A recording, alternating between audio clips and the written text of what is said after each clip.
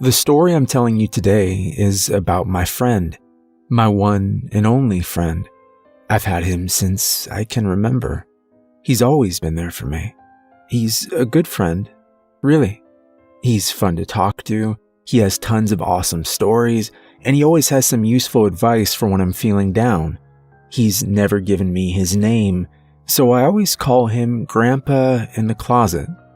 From what I can recall, he looked pretty unremarkable, though it was always dark when I saw him, so I can't recall much detail. An old man with a roundish face, gray hair and a gray beard of stubble covering the lower parts of his face. He had kind, dark eyes. Looking back, I guess the best way to describe him is as the stereotypical sympathetic grandfather. The kind of old man that isn't grumpy or constantly bitches about how the young ones are doing everything wrong and how everything used to be better in his time. I mean, the kind of old man who greets you on the street, always seems to have a smile on his face and is always full of jokes, awesome stories from his youth, and the occasional useful life lesson. Needless to say, he didn't strike me as harmful, not in the very least. Had I been my current age of 20, I would have found it odd that he seemed to appear out of the darkness of my closet and would sit by my bed in the night. I would have had my questions about why he appeared around 3 a.m. to wake me up every night and talk to me. And I would have been unnerved by why it never wanted me to put on the light. But I was only 7 back then. I used to enjoy those conversations. He was always full of interesting tales and funny jokes, and when we were really bored, he always had a few riddles for me to solve. Back then, I was never really scared of any of it. Every time I went to bed, I looked forward to being awoken by the man. He was my best friend back then. I was always a lonely kid, you see. I was never picked on or bullied or anything. Hell, in the beginning of my school days, I was asked by girls and boys from my class to come play at their place or vice versa like any other kid. But every time they would ask their parents, these grown-ups seemed in a hurry to get their children away from me, giving me a cold glare in the process. This was strange because being a pretty close-knit Christian village I lived in, everyone seemed to know each other, and everyone often visited each other as well. The only ones being left out were me and my family. I often wondered why they did that, but I didn't mind. I didn't need any friends anyway. My one and only friend came out of my closet at night.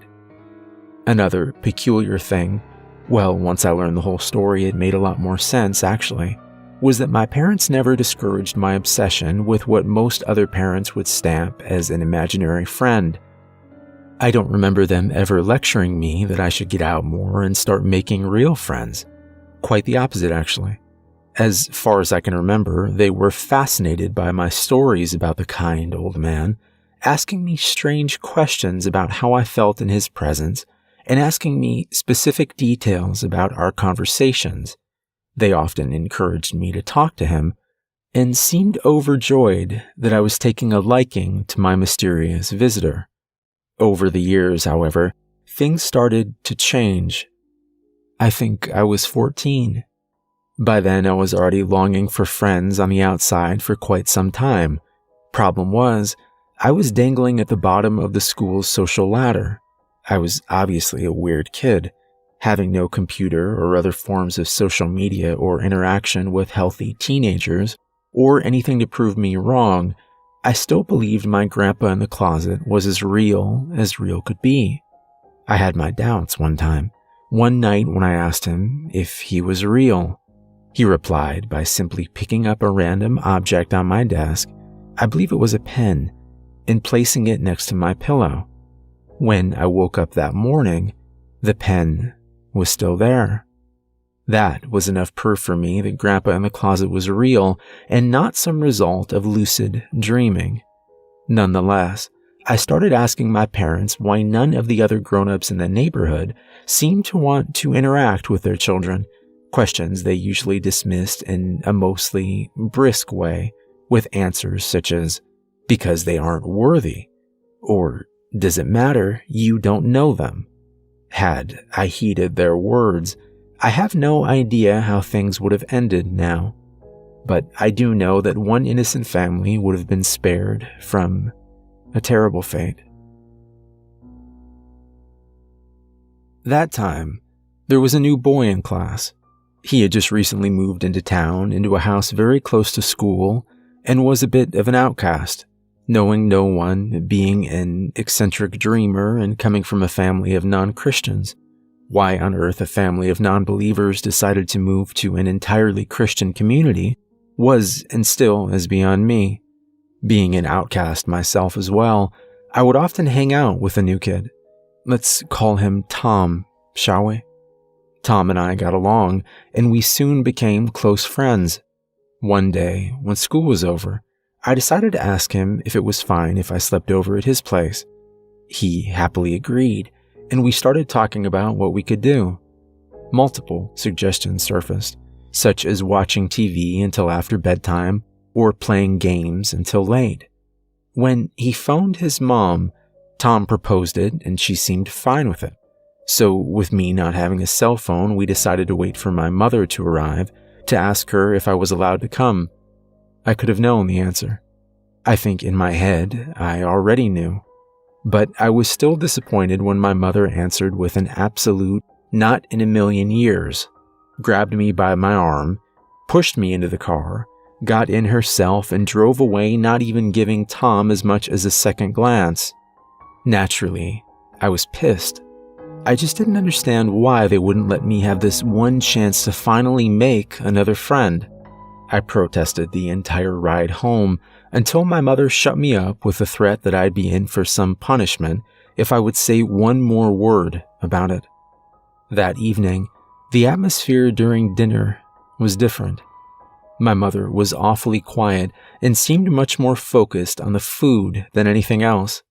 Whenever I did the same, I would find her exchanging looks with my dad or glaring at me in silence, only to quickly resume her dinner when she noticed I was onto them. My father was very touchy and would yell at me for the slightest things, such as not eating with a knife and fork or accidentally spilling some sauce, things he otherwise wouldn't notice. But there was something else, something in those looks they gave to each other. They were scared of something. That night, I did something I shouldn't have. I ran away. I was going to spend the night at Tom's house, and there was nothing my parents were going to do about it. I waited until my parents went to bed, dressed in the dark of my room, sneaked silently downstairs, and exited through the front door as quietly as possible. My father's snoring could be heard even downstairs, indicating that he was still asleep. As for my mother, even if she was still awake, the snoring would have definitely blocked out the sound of my sneaking. It seemed to be a success. No one in the house had noticed me leaving, I was sure of it. But when I looked back to my house, I noticed something strange. The curtains of my room were open, while I remember them being closed when I left.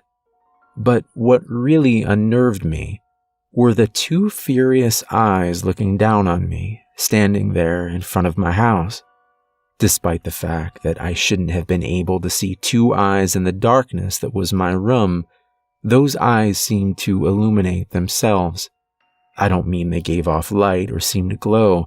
It was just that they seemed completely unaffected by the darkness, and therefore easily visible, like a white spot on a black background. I was paralyzed. A few seconds passed as the eyes peered into my soul in cold anger until strength returned into my muscles. Suddenly, I bolted. With speed I never imagined I would possess, I ran away from the house, away from my parents and away from those cruel, frightening eyes.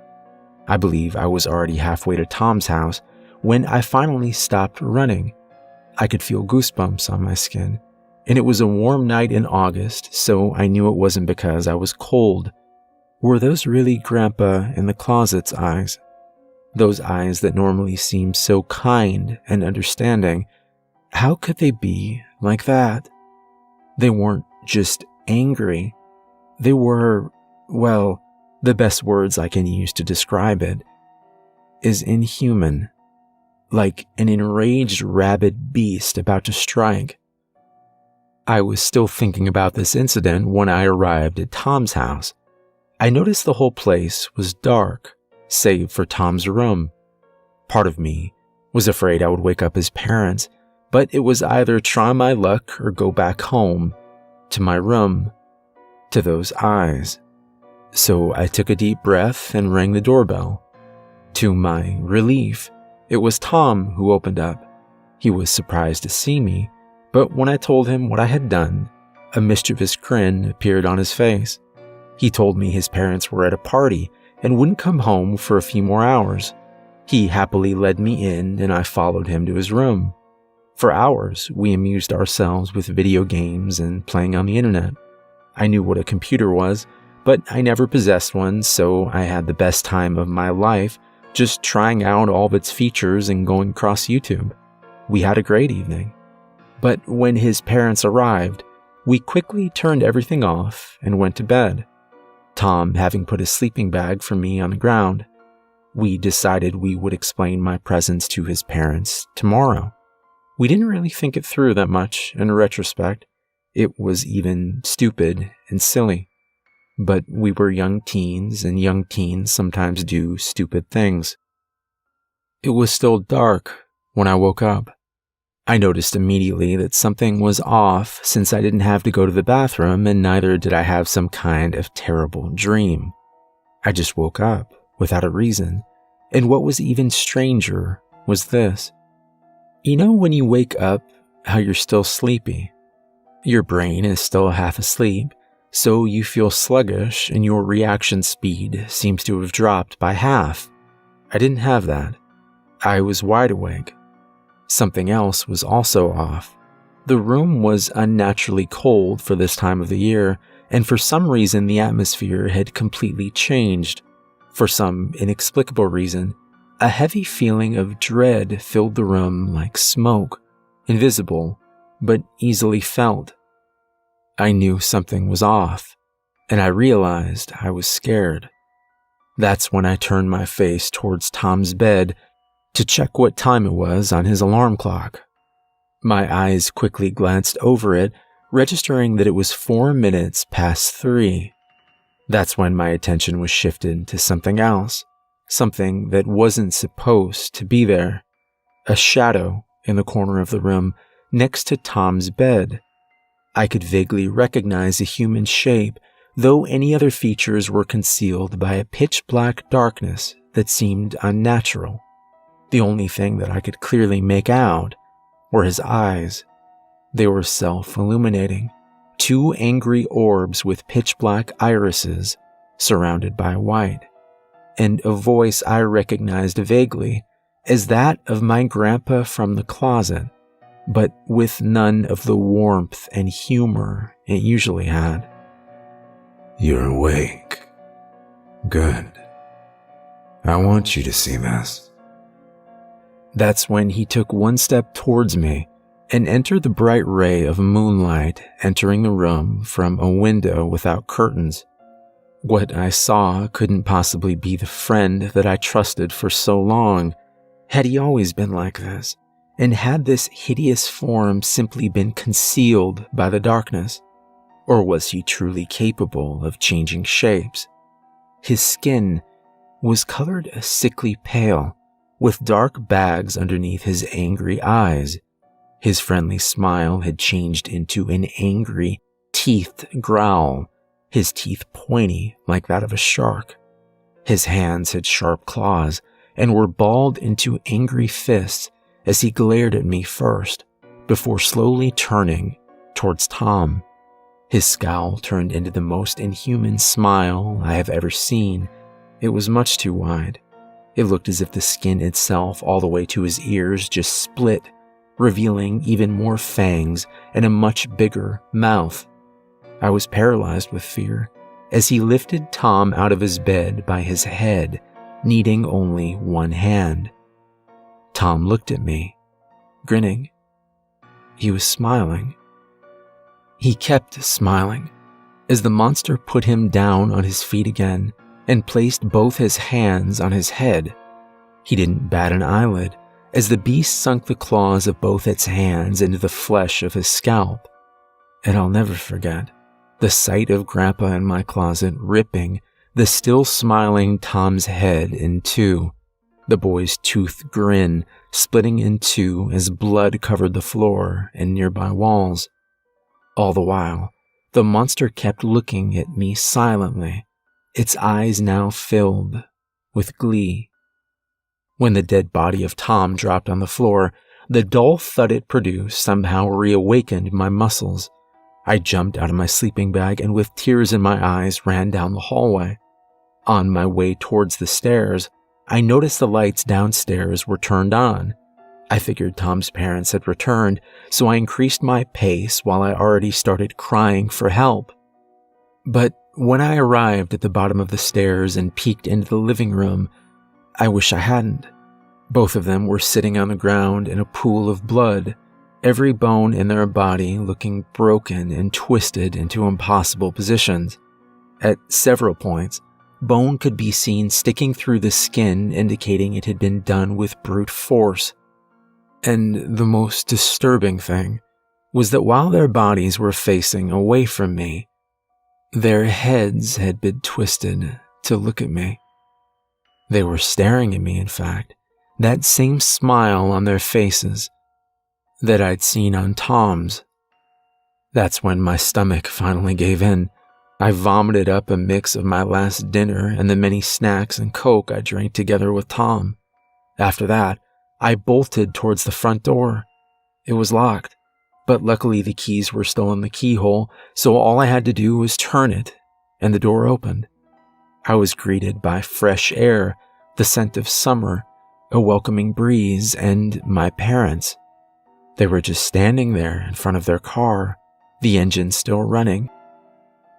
The sheer calmness with which they said, "Let's go home," was something I'll never forget.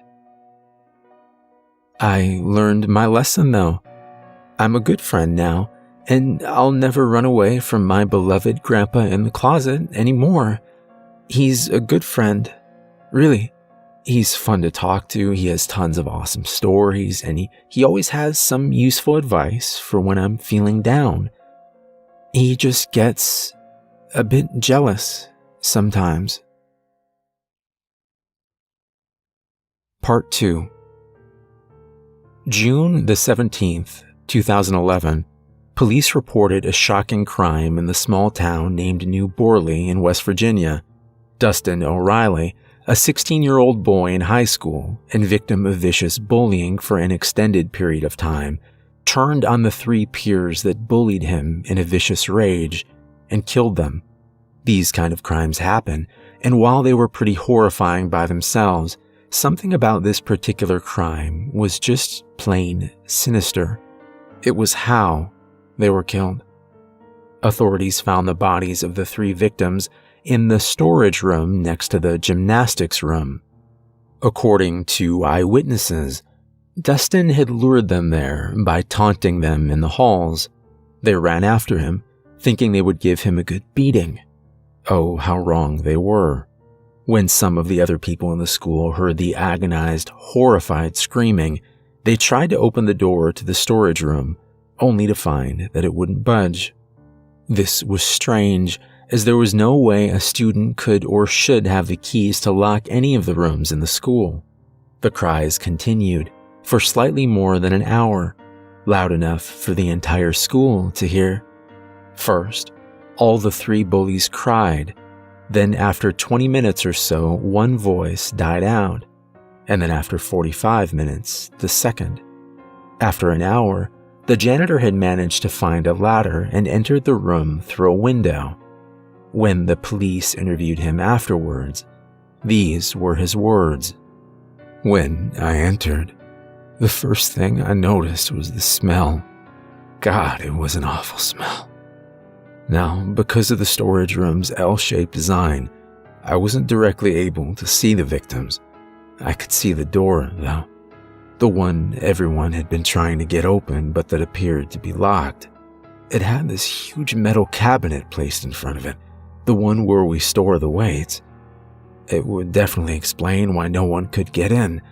That thing had to weigh a few tons. Brushing aside how the hell someone could move that thing all by himself, I followed the screaming voice and turned around the corner, and At this point, the 43-year-old man started visibly shaking. Those corpses, he just couldn't have. He was always such a calm boy, a bit weird, but kind. He wouldn't do these things, I mean. By now, the man had trouble not to burst out in tears. His eyes were wet, and he had trouble keeping his voice calm. Something had really shocked him. One of them was alive. He was still alive. And he was still having his way with him, running a knife through the length of his... I vomited then. For a moment, all I saw was my own vomit mixed with the blood on the ground. When I looked up again, he was staring at me, still torturing the poor guy. And he gave me a smile, this bone-chilling, inhuman smile. The janitor started sobbing, and the police had to calm him down. After they had done so, the janitor said that he wished not to continue the interview. What the police found when they finally entered was the bodies of the 3 bullies nailed to the wall itself, and the floor beneath it was covered with blood mixed with urine and vomit. All 3 of their bodies were mutilated beyond recognition. The boy himself, when interrogated, seemed almost as shocked as the janitor. In between crying and hyperventilating, he kept telling the police that he didn't do it, but that his grandpa from the closet had entered his body and made him do it, made him watch. He said that he hated the bullies, but that he never felt they deserved something like that. He said the screams will haunt him the rest of his life. The most confusing part, however, was near the end of the interview. Still sobbing, but calmer than he had been for most of the interview, he looked at the ground in shame and revealed that it was his fault for asking Grandpa from the closet to help me stand up against these 3 bullies. The police put him back in his cell and contacted the mental hospital, planning to send him there the next day. They believed Dustin suffered from schizophrenia and that his grandpa from the closet was an extremely twisted version of his own person that he used to store all the anger and frustration that was a result from his suffering at the hands of these 3 tormentors. There were still a lot of questions, though. First of all, how was it possible that a scrawny boy, short for his age and lacking in physical strength, could overpower 3 strong teenagers and nail them to a wall? It should have been impossible. Even more impossible was the possibility of him shoving the weight cabinet in front of the door.